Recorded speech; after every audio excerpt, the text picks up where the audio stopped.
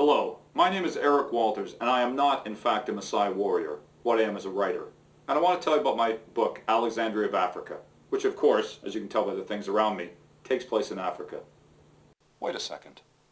Rather than sitting in my living room in Canada to tell you about an African story, how about if I take you on a little tour of Africa instead? There, this is better. Welcome to Kenya, Africa, where my story Alexandria of Africa takes place.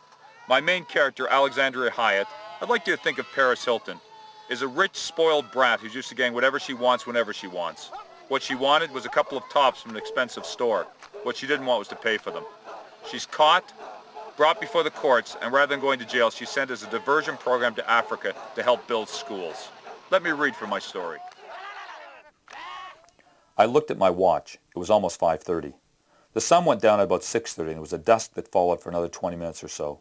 We had to travel another 2.5 miles in the next hour and a bit. Moving at this pace, we could do it. That was good.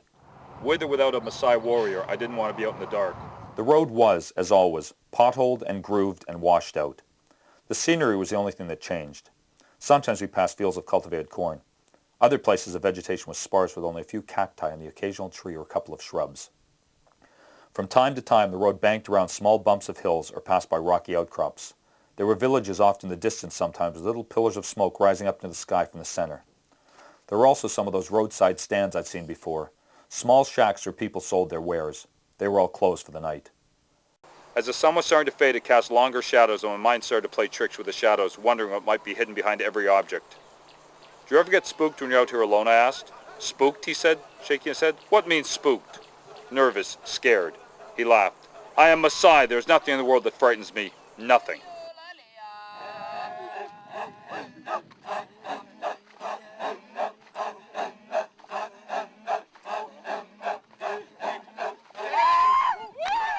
Come on, everybody's afraid of something. High places, public speaking, dogs, snakes. He made a little sound when I said snakes. Are you afraid of snakes? Not afraid. I just do not like them. Snakes are so creepy. I had to laugh. I hated snakes too. I went to put my foot down and saw something on the road and stepped to the side. It was a gigantic piece of cow dung, so big that if it stepped in it with my shoe would have disappeared and sunk all the way up to the ankle. Nabala squatted down beside the cow pie. What in the world was he doing? He was examining the crap. Obviously, I wasn't the only one amazed by the size of it. That must be from the biggest cow in the entire world, I said. Not cow, elephant. Elephant? An elephant was here? He touched his foot against it, and a little bit of steam rose into the air. A minute or two ago. Anxiously, I looked all around. I couldn't see an elephant. I couldn't even see a place where an elephant might be hiding, unless it was behind those bushes. Maybe it circled around the hill. It was in the corn stalks. No, they weren't as tall as an elephant's eye.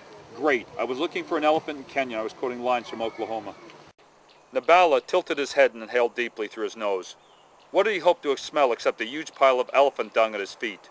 He turned his head all around, looking in all directions, smelling the air. Was he trying to smell the elephant? He took me by the hand. Come, he said quietly. I wanted to ask him what he saw or what he smelled, but I didn't seem to have any words. I let him lead me off the road and into the corn stalks. He put his fingers to his lips to indicate silence, and we wove slowly between the stalks, trying not to rustle them as we passed. It felt good to be off the road, but what else might be hiding in the corn stalks with us? Nabala motioned for me to get lower. Stay, he said, and he started to move away before I grabbed him. Where are you going? I hissed. He motioned with his hand that he was going to circle around. Is there an elephant? I whispered. He shook his head. Listen. I don't hear anything. Not elephant. Elephants. He started to move again. I grabbed him by the arm. What do I do if they come when you're gone? Drop to your knees. I nodded my head. Right, I get it. I should get low so they won't see me. No. Always good to be on your knees when you pray to your God. No, seriously. Seriously, here. He took his spear and stuck it in the ground. But won't you need that?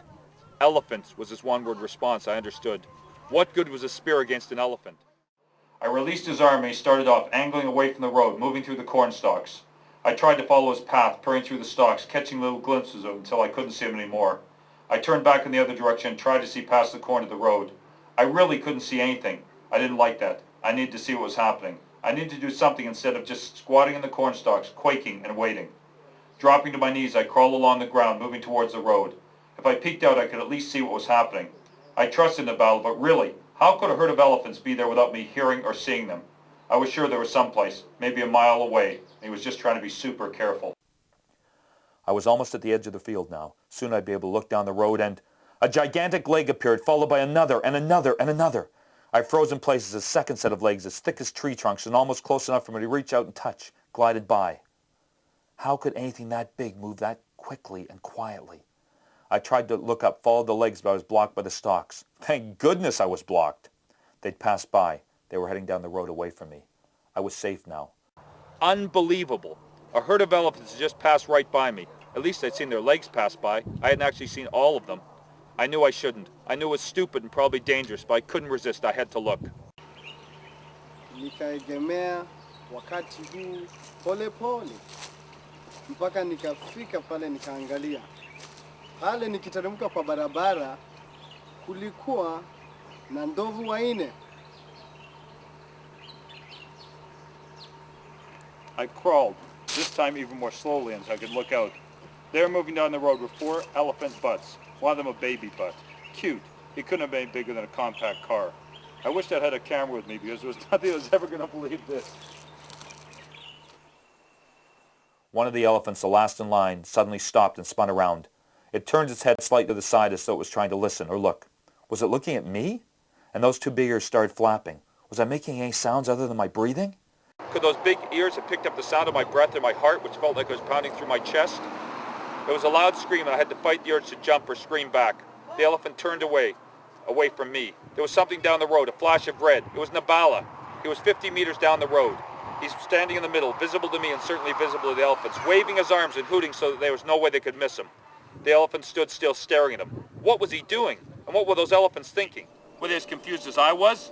Then, without warning, they charged towards him. And that's where I'm going to stop reading. I hope you've enjoyed our tour of Africa and an excerpt from my book, Alexandria of Africa. Now, we'll return you to Canada. Thank you very much. Did you enjoy it? Was it good for you? I was listening. Were you listening? Here's a story. Have a look. No, you can't eat it, but you can digest it. Thank you very much.